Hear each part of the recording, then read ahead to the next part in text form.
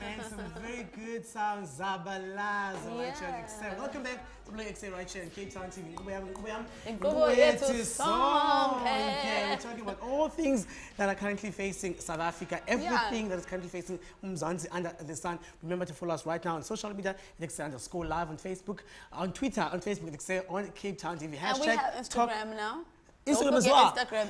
The pictures, guys. We're laughing at the Instagram handle. It's so long. It's ek_se_CTV. But you know what, guys? It's worth it. Once you're there, we'll give you the best content in the world. Definitely, man. We're taking all the way up until 5 p.m. Right about now, we're joined by Chris all the way from the South African Human Rights Commission. Some of you might remember, he's back for the second time. When he was here, we were talking about how the city of Cape Town is currently charging Abantu, Abapua, and homeless people in Mali. And he's here to tell us more about how the case is going and some issues that are currently facing the mother city. Chris, welcome to the show. Thank you so much, and I'm glad to be back. Thank you so much. Let's talk about the case. The city of Cape Town. As you would recall, that NADEL, the National Association of Democratic Lawyers Association, took the city of Cape Town on behalf of the homeless people to court with regard to the constitutionality on the fines that they were issuing.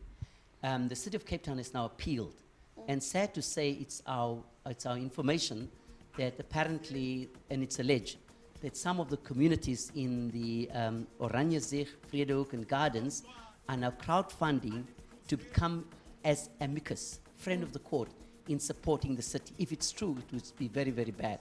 However, we are still looking at the constitutionality of the bylaws that criminalize homeless people. Yeah, how much should one get a fine? How much would the fine, the charge be? It's anything from 300 to 350 to 1,000 rand. And it's ridiculous because they're now charging them not on being homeless, but they use a bylaw on littering and noise pollution. Can you imagine? That's crazy. Of course it's crazy. Also, how are homeless people supposed to afford 300 rand, 500 rand fines when they genuinely don't afford daily needs? I mean, homeless people have fallen on hard times. They're homeless because they've come from a certain circumstance, not because they want to. Because on the street are doctors, lawyers, nurses, ordinary people, people that have been abused at home, people have fallen on hard times, and they're poor. And what the city is doing, the city is criminalizing homeless people. Absolutely. And what are some of the things that you think, how are they able to actually do this? Because according to human rights, I don't think this is normal, nor is it bypassable. So how are they able to go there and actually make this a law? And as we can see, it's actually moving forward and it's going to become something.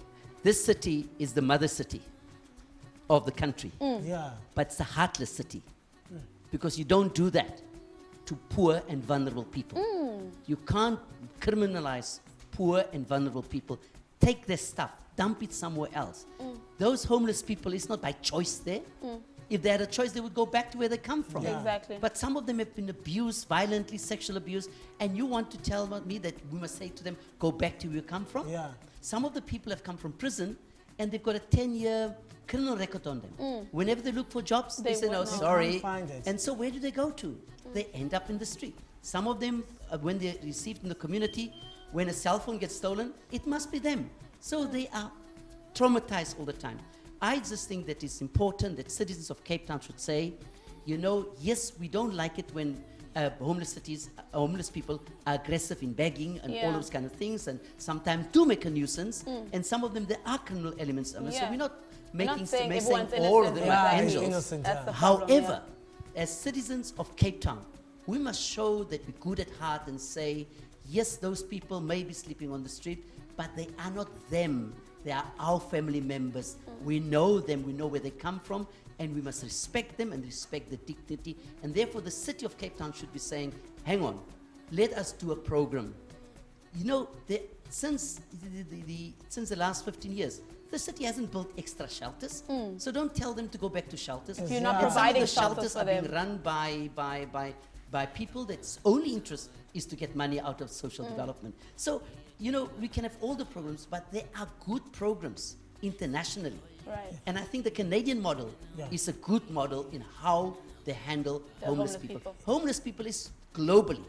It's just depend how a city reach out to them. What are some of the programs that the city and people who can come in and help? What are some of the programs that we can actually run to help the homeless and the poor people? There are a number of NGOs that runs beautiful and good programs, and a number of homeless people have become good entrepreneurs, have gone back to school, have become teachers, have found themselves again, found a niche in life and so on.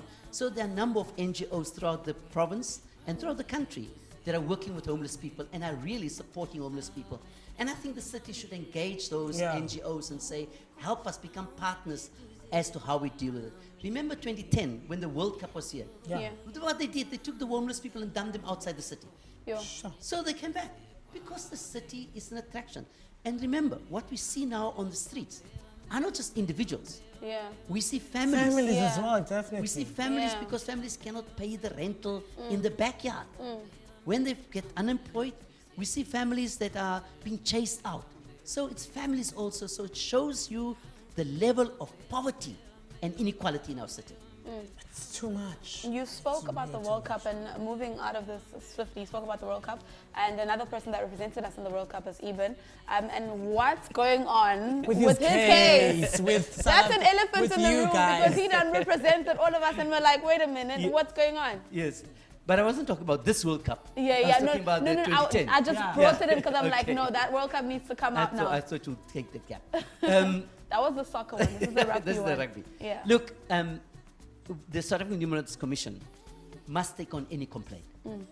And whoever comes to us to complain, if you say to me the grass is green, I must go look outside and see if the grass is green. Right. Every complaint is an alleged complaint until we've proven. tested, until proven. Right. And that's why the Commission has always maintained Eben is innocent until proven guilty. Right. Okay. But however, the four complainants have laid the complaint at the Quality Court. Right. The Human Rights Commission, every provincial office of the Human Rights Commission is a law clinic. Right. And therefore, the Human Rights Commission can act as the legal representative Of them. We're going to have to chat about this. Exactly. I wish we could go about it forever, but we've got to go now. Definitely. Thank you so much for the Thanks. Okay. Thank you so much. We're going to take a quick breather. More to come right on Ekse.